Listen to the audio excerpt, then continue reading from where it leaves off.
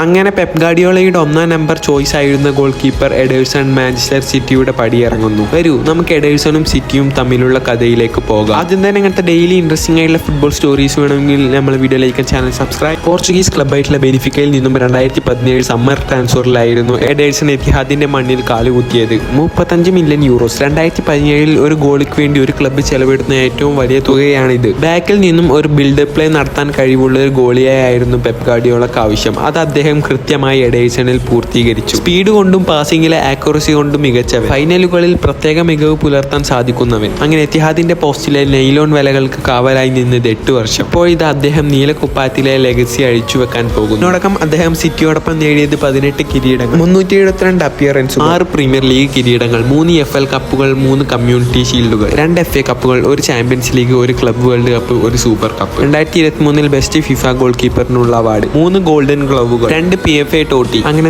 അനവധി ട്രോഫികളും ഇൻഡിവിജ്വൽ അവാർഡുകളും സ്വന്തമാക്കി എഡേഴ്സൺ മാഞ്ചസ്റ്റർ സിറ്റിയിൽ നിന്നും പടിയിറങ്ങി. ഇനി മാഞ്ചസ്റ്റർ സിറ്റിയുടെ വല കാക്കാൻ അടുത്തതാരായിരിക്കും വരുന്നത്?